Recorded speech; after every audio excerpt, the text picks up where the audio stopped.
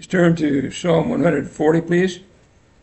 Good to have you here this evening as we continue our study of the book of Psalms.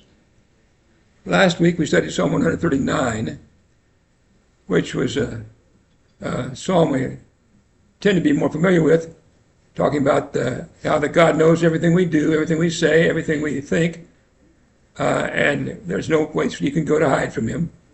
And here he has made us, created us fearfully and wonderfully made, and describes our development in the mother's womb. That was our study last time. Tonight we're looking at Psalm 140, 141. Questions or comments? Questions before we start? Okay, let's go ahead and read Psalm 140. Who would like to read Psalm 140 for us, please? Bill, read Psalm 140 for us, please. Deliver me, O Lord, from evil men. Preserve me from violent men who plan evil things in their hearts. They continually gather together for war. They sharpen their tongues like a serpent. The poison of asps is under their lips. Keep me, O Lord, from the hands of the wicked. Preserve me from the violent men who have proposed to make my steps stumble. The proud have hidden a snare for me and cords. They have spread a net by the wayside. They have set traps for me. I said to the Lord, "Are you my God? Hear the voice of my supplication, O Lord. O God, the Lord, the strength of my salvation. You have covered my head in the day of battle. Do not grant, O Lord, the desires of the wicked. Do not further his wicked scheme, lest they be exalted. As for the head of those who surround me, let the evil of their lips cover them. Let burning coals fall upon them. Let them be cast into the fire, into the deep pits, that they rise not up again. Let not a slander be established in the earth. Let evil hunt the violent men to overthrow him. I know that the Lord will maintain the cause of the afflicted, and the justice of the poor. Surely the righteous shall give thanks in your name. The upright shall dwell in your presence. Okay. So question number one, what would you say was the theme of the psalm we just read? How would you summarize the theme, Steve? Pray for God's protection from violent and deceitful enemies. Okay. Protection from evil and violent men. Other comments on the theme? Okay. So question number two, then, what problem does the author describe in the first three verses? What problem is he dealing with? The first three verses, it kind of goes along with the theme. What's his problem? Steve? Violent actions and deceitful speech of wicked people. Okay. So this is another one of the Psalms. We studied a number of them like this when Psalms of David. It talks about evil people who are persecuting him, opposing him, trying to create problems for him. And once again, he doesn't specifically tell us who it is or what the situation is, but we know there's a lot of times in his life when this would have fit. They are violent. It says in verse 1, they have planned evil things in their hearts. Verse 2, preparing for war. Other comments on the first three verses and the problem that he's facing? Anyone?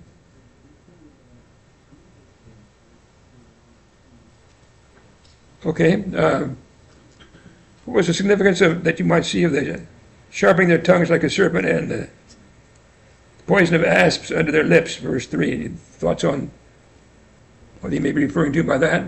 Comments? Terry?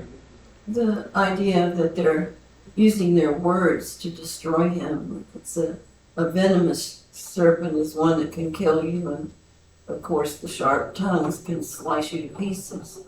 Your reputation and bring others against you by the things that are said. Okay, so it's obviously symbolic. So the question is, what does it symbolize? And I thought too, like Terry, that it's it's an expression of their speech. They're saying things, false accusations, which we've seen in other Psalms, that people make false accusations against David. That seems to be the idea as well in verse 3. Other comments on the first 3 verses? Okay, question number 3 then, verses 4 and 5. How does he illustrate the way the people treat him? What's his illustration in 4 and 5? Frank? He talks about the hands of the wicked working violence, and the violent men planning to make him stumble, proud men who have spread a net and set traps to snare him. And okay, last part of that question. Are you ready for that? Well, we to comment on the first part before we get to that. Okay, so the illustration is someone who is setting traps, snares. Whoever these people are, he believes that they're trying to trap him. They're trying to, in some way, like you would try to, a hunter might try to snare an animal. Someone is trying to capture him in a way that, trap him in a way that does him harm. Comments on that concept? That was verses 4 and 5. Frank? I wonder, are these enemies that are part of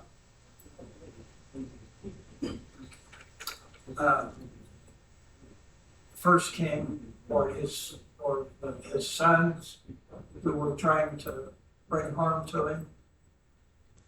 See, I don't know. He doesn't really give enough information for me, at least.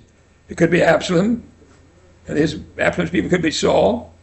There were so many times in Saul's life, David's life, this kind of thing would fit, but it could be any of those, as far as I know of. Other comments on the situation? Okay.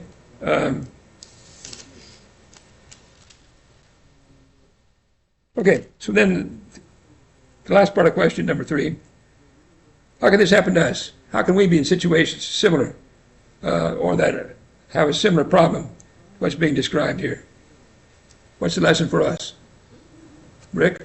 Oh, still today, we have people, if you're a Christian, there are certain people out there who try to trick you into doing something bad or try to persuade you into doing something bad to bring you down to their level. They don't want to hear this, okay, God has my protection, God has my safety, He has me under control. They want you to be at their level. Okay. Other comments? Frank? Also, there would be those who, using deception and lies, backbiting, fraud, threats, on and on, to try to hurt your influence. And it could be even among brethren. Okay, so it could again be the speech, things that make false accusations, lie about you. Jesus talked about the fact that we're blessed when people do that kind of thing to us.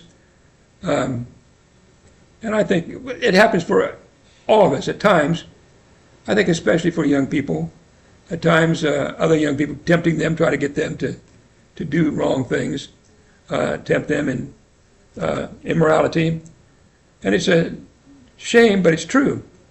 What it may not be physical violence, but there's many temptations, and that people deliberately. And it's interesting to me that the idea of a snare or a trap, that's not an accident. You don't accidentally put a snare or a trap in somebody's way. This is planned. These people have a deliberate intent to try to harm David, and that sometimes people do that to us too. It's deliberate, trying to get us to do wrong. Other comments on 4 and 5? Okay. So question number 4, verses 6 through 8. What does he hope God will do then? What's he requesting God to do for him in verses 6 through 8?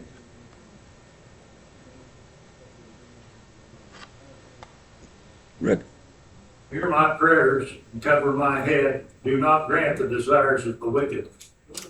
Okay, so basically he's asking for God to be with him and to help him to do right despite what the others are doing, and that he won't allow the evil men to succeed in their efforts. Other comments on 6 through 8? Terry? I thought that was an interesting thought that David expresses, that God would not help David's enemies. Please don't move them further ahead. And I never think about God doing evil, helping the evil against someone who's righteous. So it seems a strange thing for David to express. Okay. Other comments on 6 through 8? David's plea? Frank? Possibly God not helping them do it in a sense, but if he delayed his judgment on them, that would allow them to continue with their schemes to do evil. Yes. Could be. And if you think back again, the situation of Saul or Absalom opposing David, it may be just a way of saying, don't be on their side. Don't help them. I need your help. That's kind of what I would take it to mean. What about the covering of the head in verse 7? Did you think about that? In what sense would it be asking for God to, or that God had covered his head in the battle? Thoughts on that? Comments? Neil? To me, it sounds like protection, protected him in battle. Okay. This could be his helmet, or it could be holding up his shield, or whatever. The idea is he's asking God to protect him. The head, of course, is a vulnerable part of the body.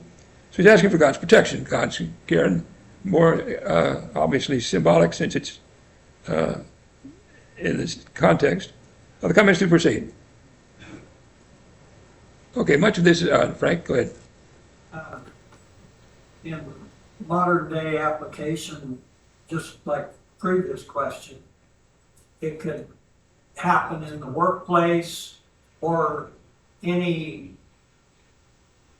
organization that we might be participating in where there's politics going on in that group of people, where some people are trying to get ahead of others or hold somebody back by using different kinds of deceptions to do that. And I've known of situations in the workplace where people just resent someone who works hard. It makes them look bad. So they try to get you to slow down. Don't work so hard, because if you're a hard worker, then there's no excuse for them when they don't work hard. So there's lots of situations that we could face this kind of thing today. But question number 5 then, verses 9 through 11. Talks about how they can bring the trouble back on the wicked. As for the head, and then verse 9 is a little bit difficult translation. As for the head of those who surround me, let the evil of their lips cover them. Let burning coals fall upon them. Let them be cast into the fire, deep pits, that they may not rise again. Let the slander be established in the earth. Let evil hunt the wicked, violent man to overthrow him. Comments on verses 9 through 11.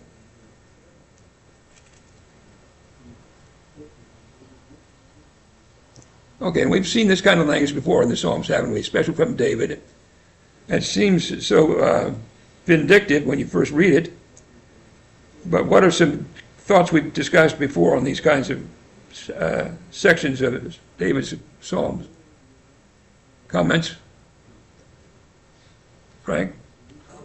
One thought that I had is when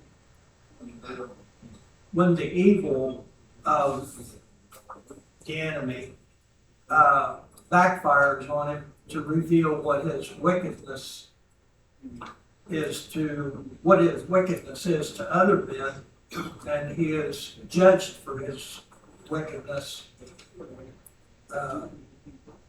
When his evil deceptions are found out, and he loses respect and support by his peers. Okay. So the things that David describes here is really just justice being applied to those who are mistreating him. It's really just a way of saying that would be done to them what he was trying to do to him.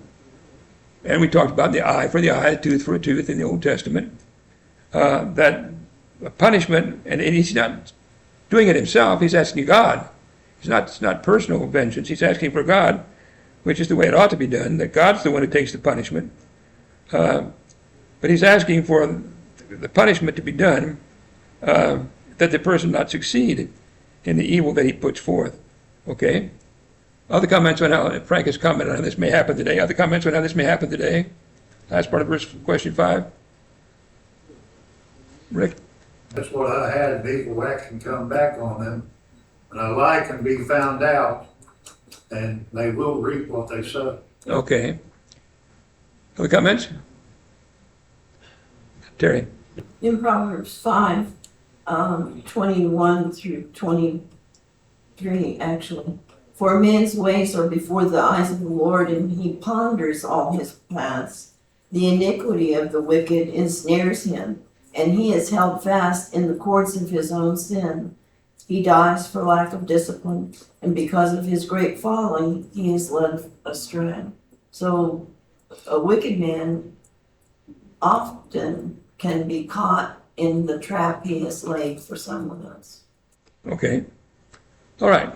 So then the last couple of verses 12 and 13, question number 6. What confidence does David express in verses 12 and 13?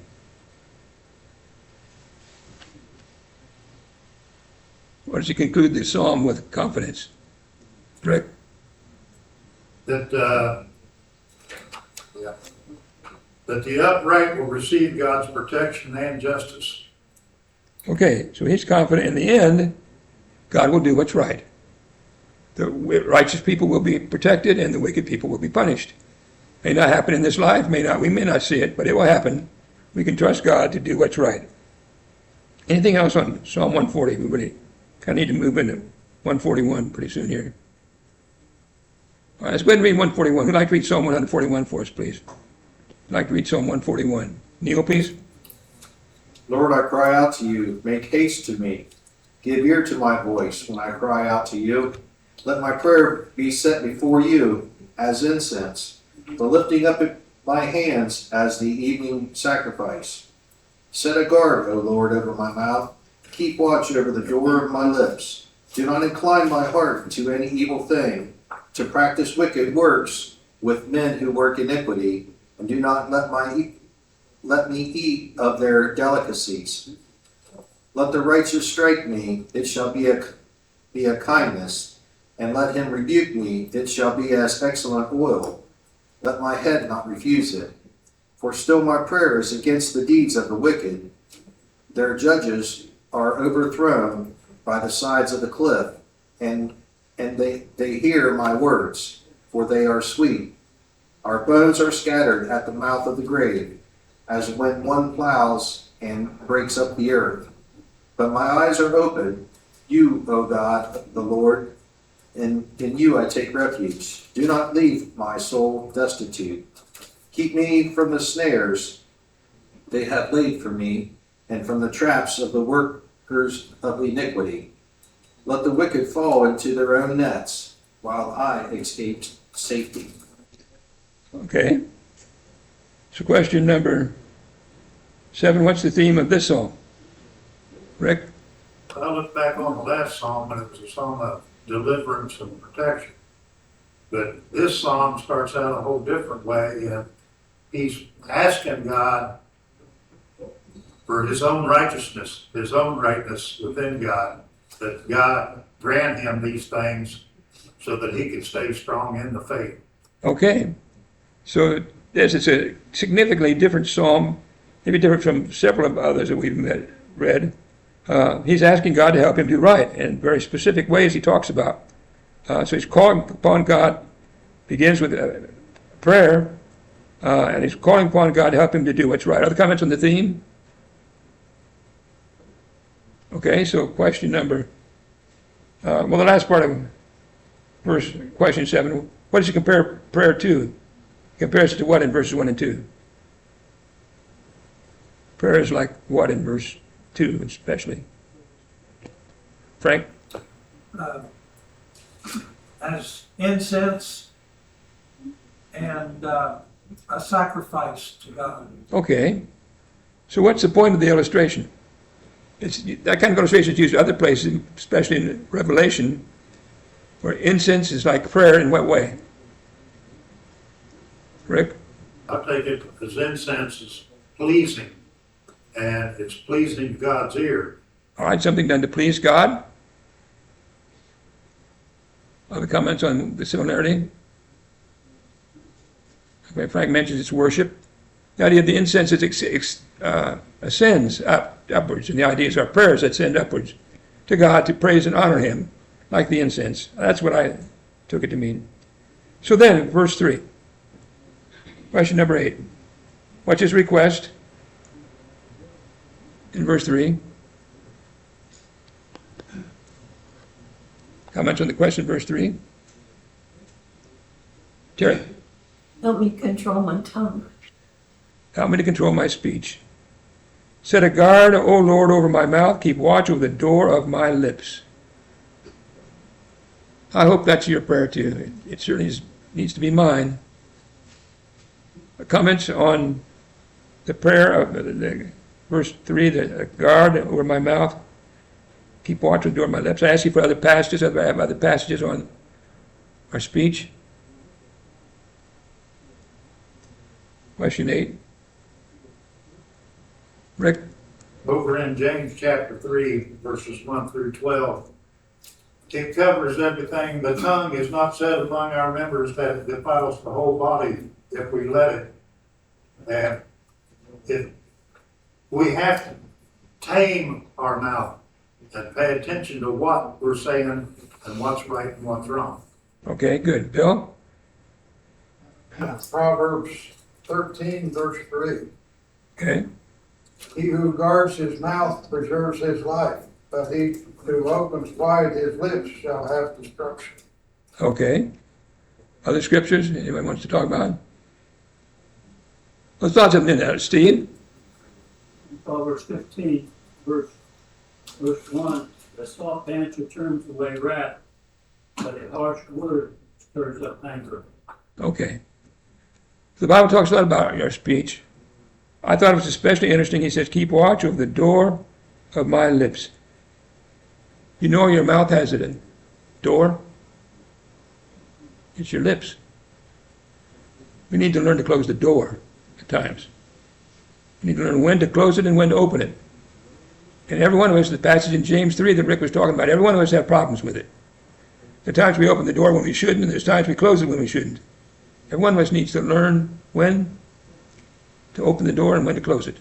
Your lips are the door of your mouth. Okay, other comments on 3? Terry? Proverbs 21:23. Whoever keeps his mouth and his tongue keeps himself out of trouble. Okay.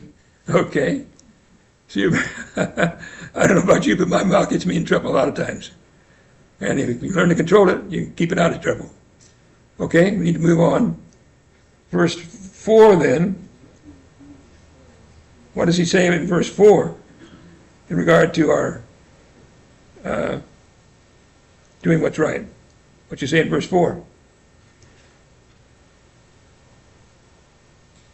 Bill? It says, do not incline my heart to any evil things, to practice wicked works with men who work inequity. Okay. So verse 3 is our speech.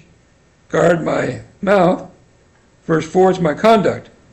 Don't incline my heart to do any evil thing, to practice wicked works with men who work iniquity. Okay?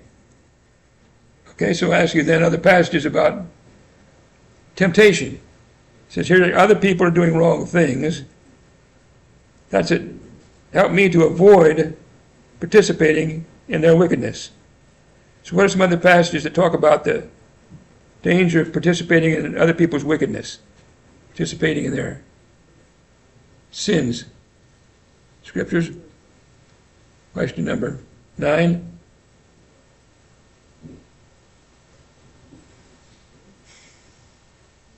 Frank?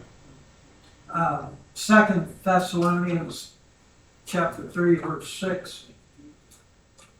But we command you, brethren, in the name of our Lord Jesus Christ, that you withdraw from every brother who walks disorderly and not according to the traditions which he received from us.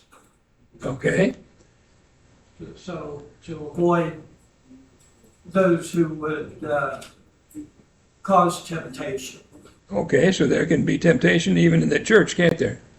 There can be those who do what's wrong, and we have to make a choice. Are we going to speak against it, or are we going to practice wicked works with those who work iniquity? Okay. Other passages? Rick? Over in James chapter 1, verses 13 and 14, let no one who love him, or let no one say when he is tempted, I am tempted by God, for God cannot be tempted by evil, nor does he himself tempt anyone. Each one is tempted when he is drawn away by his own desires and enticed. Okay. So we do wrong because we choose to do wrong. The context here in the psalm is sometimes it's other people who encourage us in doing what's wrong. We have to make up our mind to do what's right and not go along with the evil. Bill? Proverbs 23, verse 6. Okay. Do not eat the bread of the miser, nor desire his delicacies. There's a lot of proverbs like that.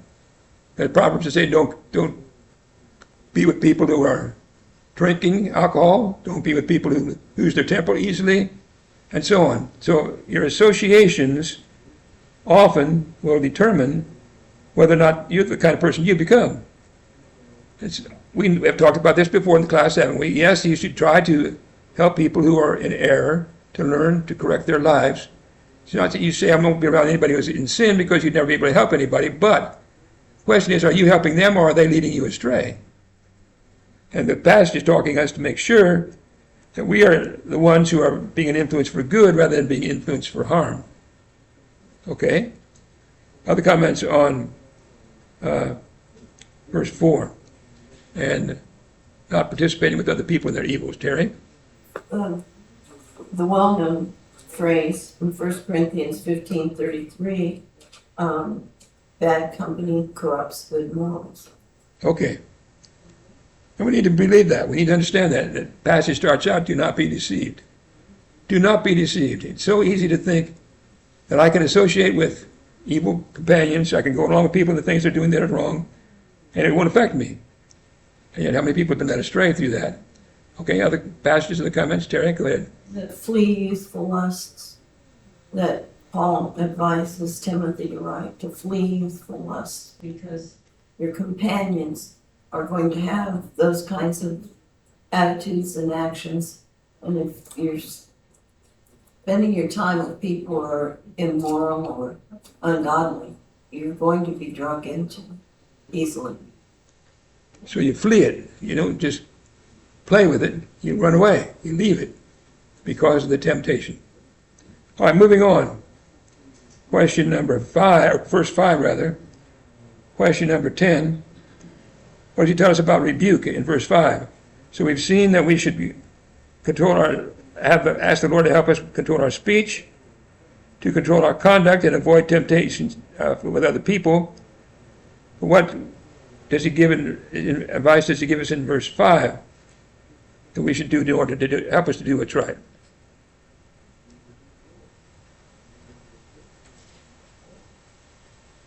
Question number 10.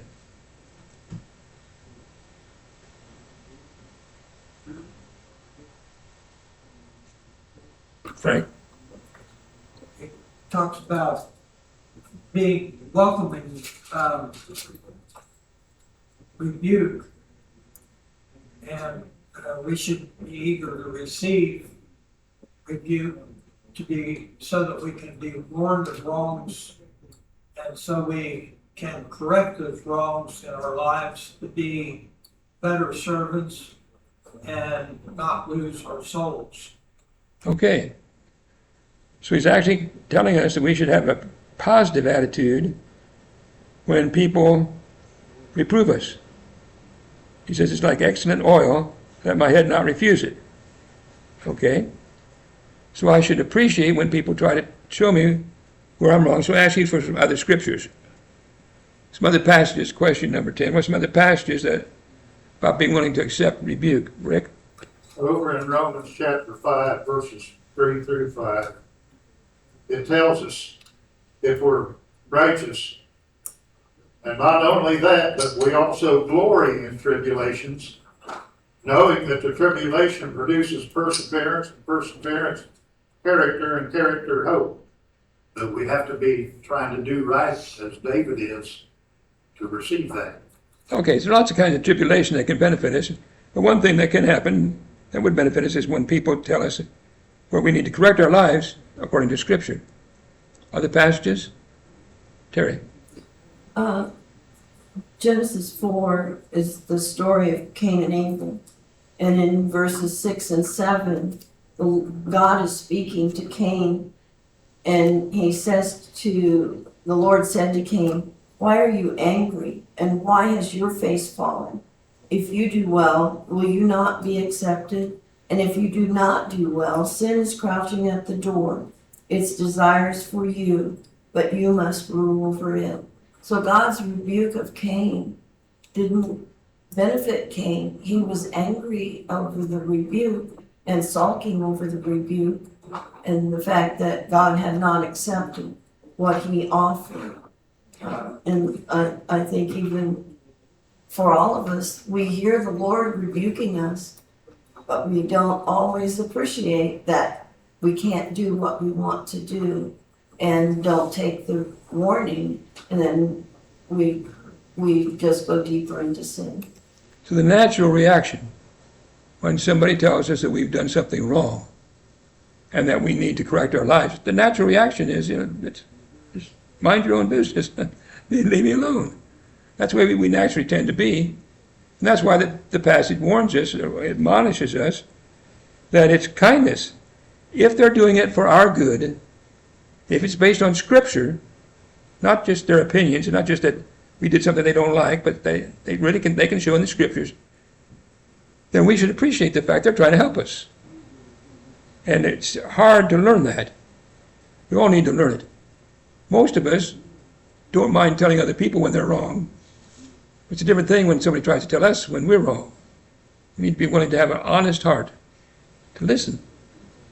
Okay? Any other passages or other comments on lessons that we need to learn about accepting rebuke? Frank? Hebrews chapter 12, verses 5 and 6 is a quotation, and it says, "And you have forgotten the exhortation which speaks to you as to sons. My son, do not despise the chastening of the Lord, nor be discouraged when you are rebuked by him. For whom the Lord loves, he chastens and scourges every son whom he receives." Okay. So there's a psalm that's encouraging us, first of all, to ask the Lord to help us to control our speech, to control our conduct, especially to avoid going along with the temptation of other people who are in sin, and listen when people help us to learn what the Word of God says to do what's right. Okay? So, Bill, then we'll move on. Proverbs 9, verse 8.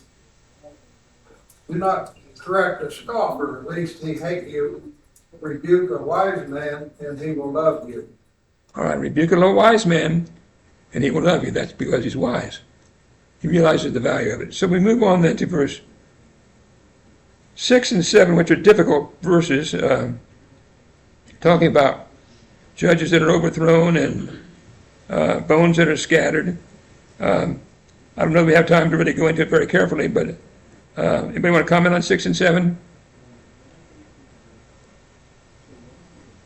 It just seems to me that this is talking about the consequence of sin, that when people continue in sin, there's this destruction and harm that comes, in contrast to God's words that are sweet. That's what it seems like to me. Another, just a quick comment. Other comments on 6 and 7? Rick? Well, I just got, though he walked through evil men and their ways, he would stay true and speak words of solace, keep faith in God. Okay, and so question number 11, verse 9 and 10, what's the conclusion? What conclusion does the author reach according to verse 9 and 10?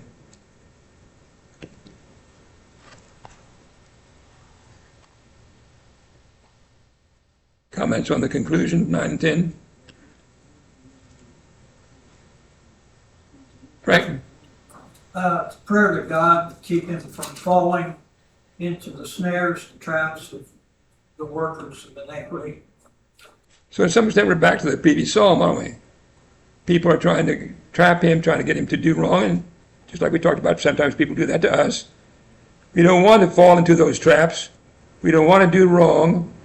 Let them fall into their nets. Let them fall, and they've tried to harm us. Let them be the ones who suffer for the consequences of their evil. But let us do what's right. Let us control our speech. Let us not participate in their evil. Let us be willing to listen when people show us what's right according to Scripture. And then we will be the ones who do what's right, no matter what other people around us do. Okay? Other comments on Psalm 141? Okay? 142 next time then. Thank you.